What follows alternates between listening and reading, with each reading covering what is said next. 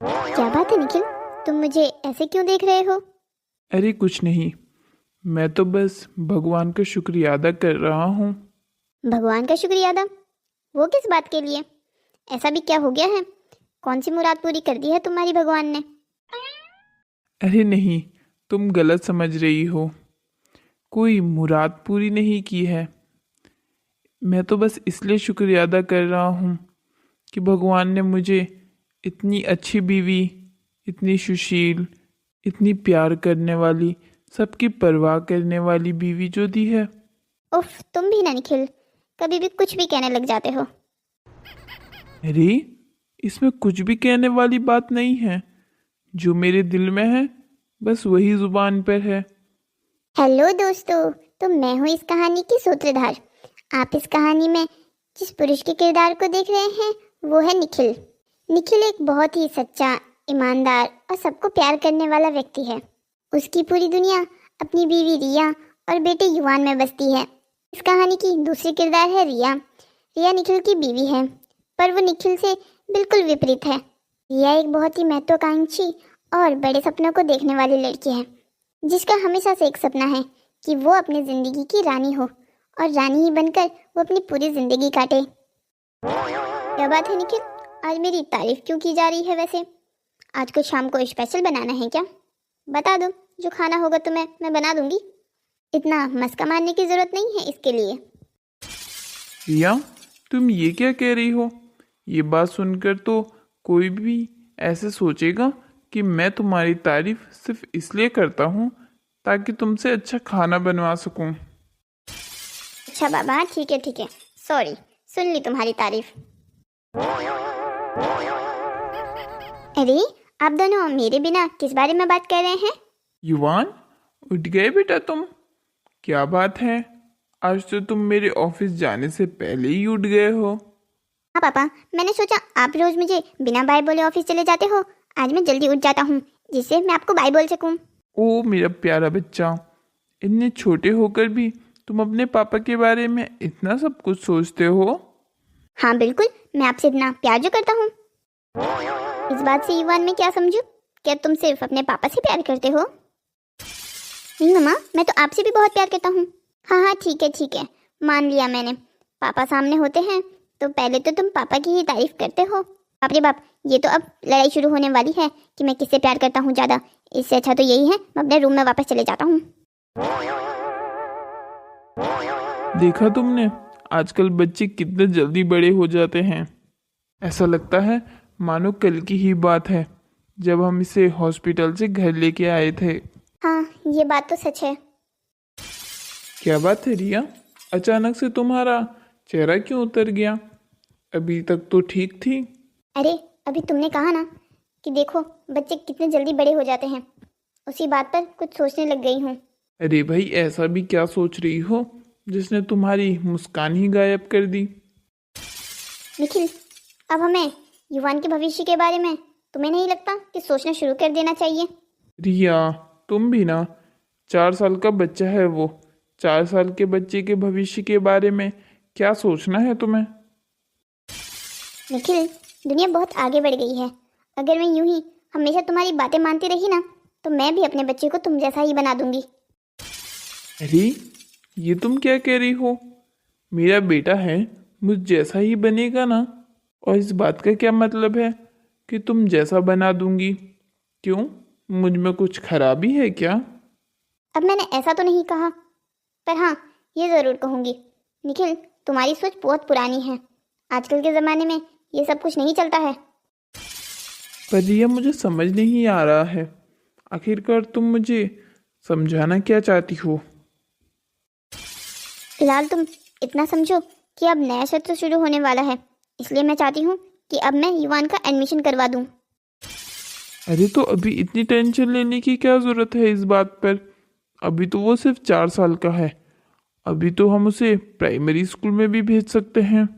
वैसे भी अभी वो काफ़ी छोटा है, स्कूल जाना आना उससे नहीं हो पाएगा।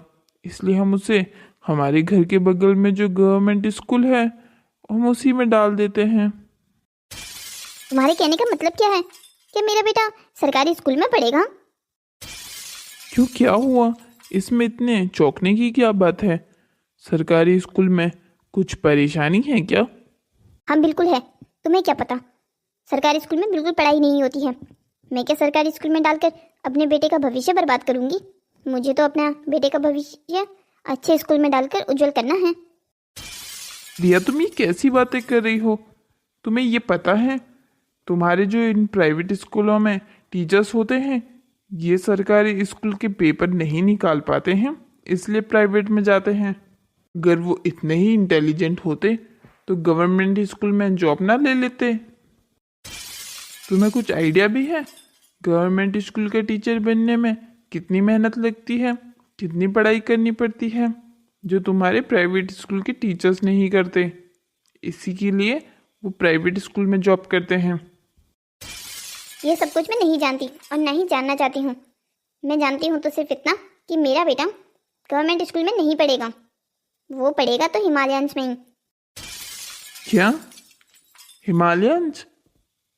तुम्हें आइडिया भी है उस स्कूल की फीस कितनी है? मुझे नहीं पता, पर मेरा बेटा वहीं जाएगा। तुम्हें पता है पूरी सोसाइटी के बच्चे वहीं जाते हैं। पूरी सोसाइटी में मेरे जैसा आम आदमी कोई रहता भी तो नहीं है जो सरकारी नौकरी की तनख्वाह से अपना घर चलाता हो। तुम भी ये बात अच्छे से जानती हो, हमारी सोसाइटी में रहने वाले लोग ज़्यादातर बिजनेसमैन हैं या फिर कोई बड़ी कंपनियों में काम करते हैं। निखिल, मैंने कह दिया मैं अपने बेटे को अपनी मर्जी के स्कूल में पढ़ाऊंगी। उफ रिया, मुझ पे सुबह सुबह तुमसे इतनी बहस करने की एनर्जी नहीं है। मुझे अभी ऑफिस भी जाना है। अभी तुम ऑफिस चले जाओ, पर शाम को हम इस टॉपिक पे बात जरूर करेंगे। अच्छा बाबा, ठीक है। अच्छे से जानती हूँ निखिल मैं तुम्हें, अभी सिर्फ तुमने मुझसे पीछा छुड़ाने के लिए ये बहाना बनाया है। शाम को घर आओ तुम। मैं भी रिया नहीं, अगर मैंने अपनी बात मनवा के नहीं मानी तो। ये बाप रे बाप, देखो तो जरा आज कौन पधारा है हमारे घर में। बस कर यार, तू तो ऐसे बात करी है जैसे मैं तेरे घर कभी आती ही नहीं हूँ। आती कहाँ है तू जब तक तुझे 10 कॉल ना कर दूँ।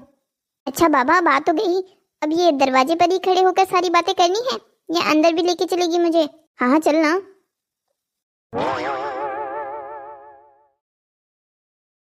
क्या बात है रिया, घर पे तू अकेली है क्या? युवान और निखिल नहीं दिख रहे हैं। निखिल तो ऑफिस चला गया है और युवान बाहर खेल रहा है बच्चों के साथ। अच्छा, मैं वही तो सोचूं, घर इतना खाली खाली क्यों दिखाई दे रहा है। ये सब छोड़ और ये बता, कैसे याद आ गई तुझे मेरी? मैं तो तुझे हमेशा ही याद करती हूँ, बस तू ही है जो मुझे याद नहीं करती। ऐसा कुछ नहीं है यार, मैं भी तुझे बहुत याद करती हूँ। तो जानती है ना, मैं एक घर गृहस्थी वाली औरत हूँ।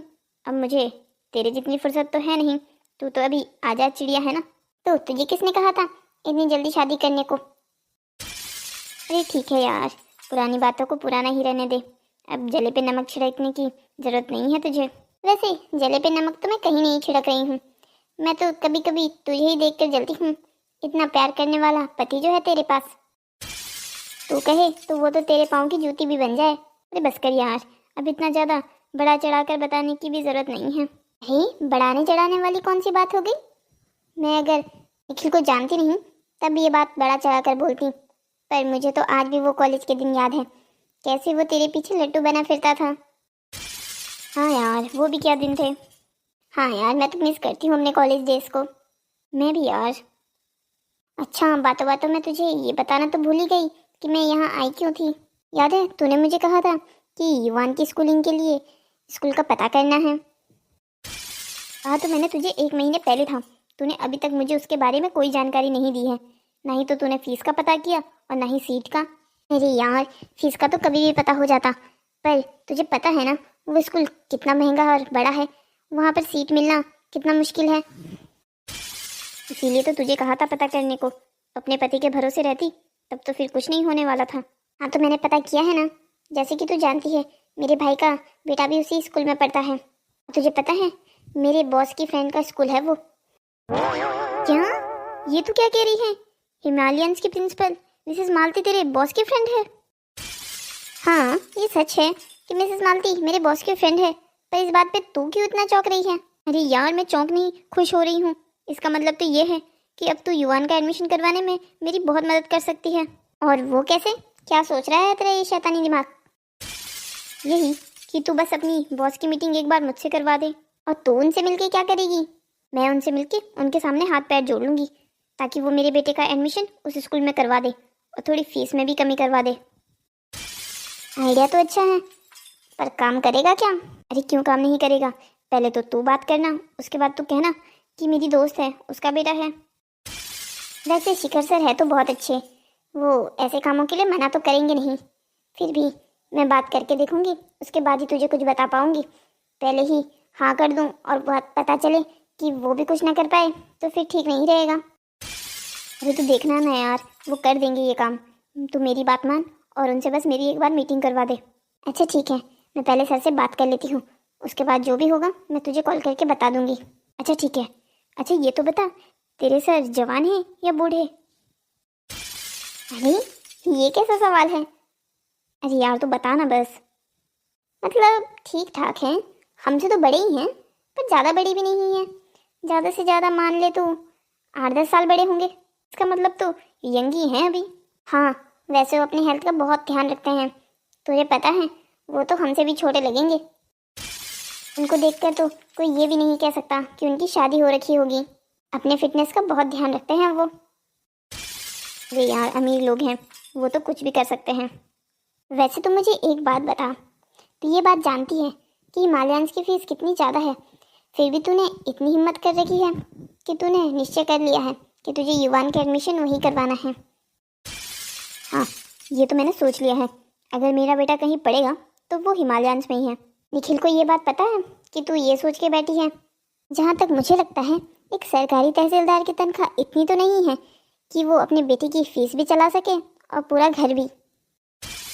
जानती हूँ, अच्छे से जानती हूँ, उस सब के लिए भी मैंने कुछ ना कुछ सोच रखा है, तो उसकी टेंशन मत ले। अच्छा बाबा ठीक है, तूने जो सोचा होगा ठीक ही सोचा होगा। अच्छा फिर मैं चलती हूँ, कल बॉस से बात करने के बाद जो भी कुछ होगा मैं तुझे कॉल करके बता दूंगी। बहुत बहुत धन्यवाद माया, मेरी इतनी मदद करने के लिए। चल मैं तुझे बाहर तक छोड़ देती हूँ। बेटा अब तुम अपने सारे दोस्तों को बता सकते हो कि अब तुम भी उनके ही स्कूल में एडमिशन लेने वाले हो। माँ आप क्या सच कह रही हैं? क्या मैं भी अपने सारे दोस्तों के स्कूल में जाने वाला हूँ? हाँ बेटा बिल्कुल। तुम्हें अपनी माँ के ऊपर भरोसा नहीं है क्या? नहीं मामा, मुझे तो आपके ऊपर पूरा भरोसा है। आप जो कहती हो वो करके दिखाती हो।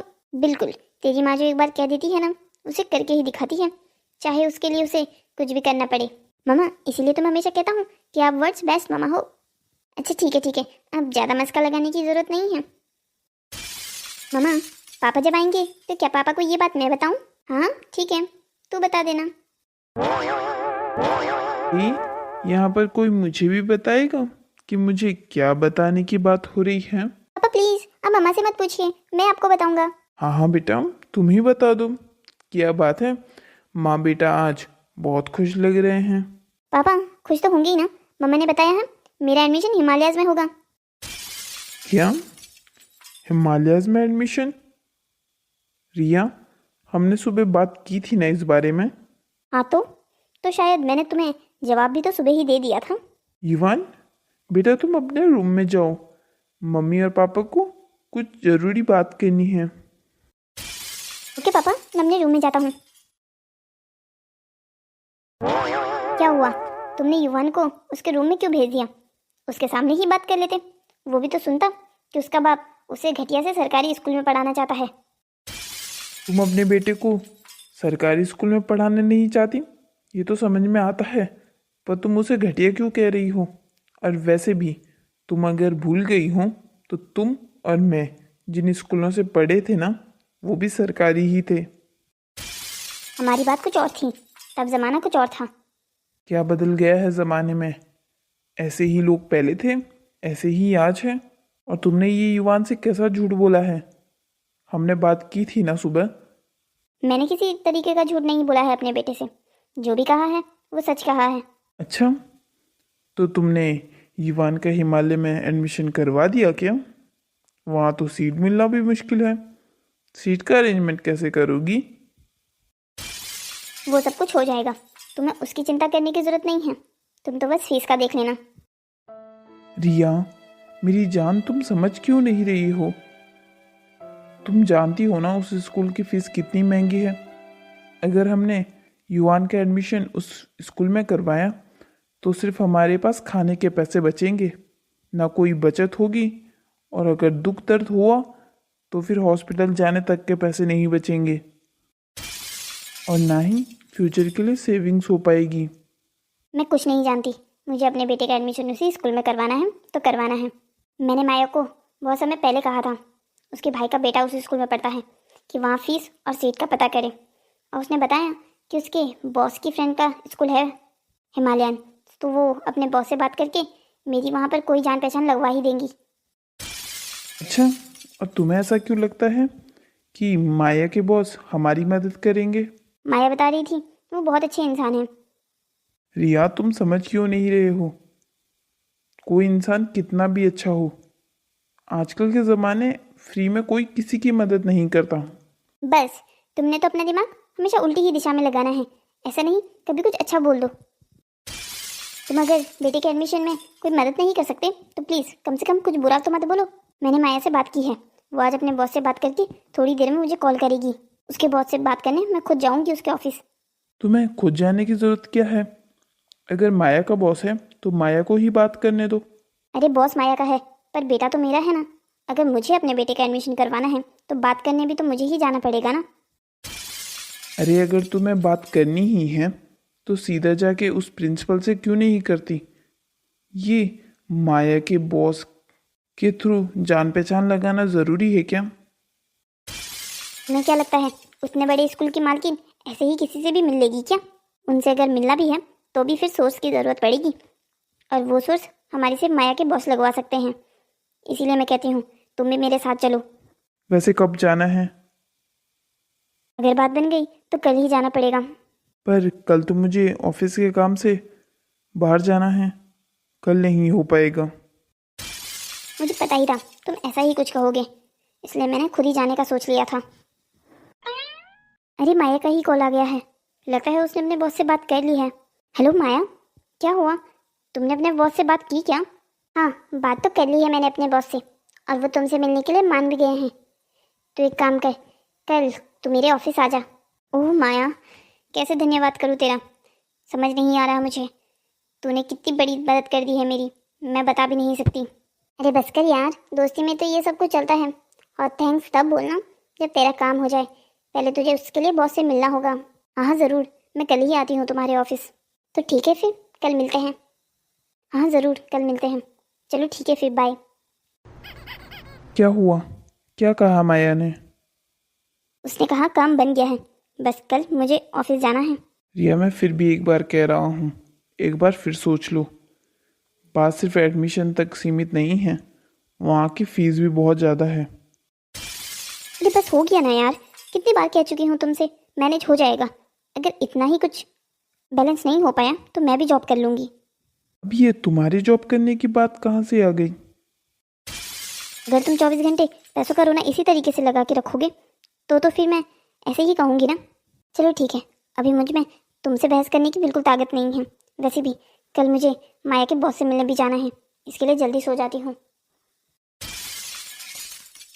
ये रिया भी ना समझने को तैयार ही नहीं हो रही है कि आजकल के ज़माने कोई किसी की फ्री में मदद नहीं करता। हे भगवान, तू बस मेरी पत्नी की रक्षा करना। रिया को लगता होगा कि मैं अपने बेटे को अच्छे स्कूल में नहीं पढ़ाना चाहता, बस पैसे बचाना चाहता हूँ। पर उसे क्या पता कि चादर हमेशा जितनी हो पैर उतने ही पसारने चाहिए। माया, मैं तेरे ऑफिस आ तो गई हूँ, पर अब मुझे बहुत नर्वसनेस हो रही है। आखिर मैं तेरे सर को कहूँ क्या? सबसे पहली बात, तुम्हें सर और बॉस कहने की कोई ज़रूरत नहीं है। उन्हें बिल्कुल अच्छा नहीं लगता कि कोई उन्हें सर या बॉस कहे। तो फिर मैं क्या कहूँ? मुझे तो उनका नाम भी नहीं पता। उनका नाम शिखर है, तुम उन्हें शिखर कहकर ही बुलाना। अच्छा ठीक है, शिखर। हेलो, गुड मॉर्निंग शिखर, आप आ गए? ये है मेरी फ्रेंड रिया, आपको याद है ना कल मैंने इनके बारे में बात की थी आपसे? ओह हाँ हाँ, याद है माया मुझे। ओह आप हैं मिस्टर रिया? जी मैं ही हूँ, मुझे ही अपने बेटे के एडमिशन के लिए आपसे बात करनी थी। जी मिस रिया, माया ने मुझे सब कुछ बता दिया था। आप चलिए ना, मेरे कैबिन में चलिए, वहाँ बैठकर ही बात करते हैं। माया, तुम अपने लिए और हम दोनों के लिए कॉफ़ी लेके आ जाओ। जी शिखर, मैं अभी लेके आती हूँ। रिया, आप प्लीज़ मेरे साथ आइए। माया, तेरे बॉस तो सही में ही कितने हॉट है ना। ये तो सही में नहीं लगता कि हमसे बड़ा होगा। ओ मैडम, बस कर जा, भूल मत जाना कि तू शादीशुदा है और अपने बेटे के एडमिशन की बात करने आई है सर से। अच्छा बाबा, ठीक है ठीक है, मैं तो बस यूं ही तारीफ कर रही थी। हाँ ठीक है, जैसे कि मैं तुझे जानती नहीं। निखिल की आंखों में पट्टी बंधी हुई है, इसका मतलब ये नहीं कि पूरी दुनिया की आंखों में पट्टी बंधी हुई है। मैं तेरी दोस्त हूँ, तेरी रग रग से वाकिफ हूँ मैं। अच्छा ठीक है, जल कुकड़ी, इतना जल क्यों रही है? और जाके कॉफ़ी लेके आ, और हाँ जल्दी आना, मैं जा रही हूँ शिखर से एडमिशन की बात करने। हे भगवान, ये नहीं सुधरेगी, कहीं इसे यहाँ लाकर मैंने अपने ही पैर में कुल्हाड़ी तो नहीं मार दी है ना। हेलो दोस्तों, तो कैसी लगी आपको हमारी ये कहानी? इस कहानी का अगला भाग हम आपके लिए कल लेके आएंगे।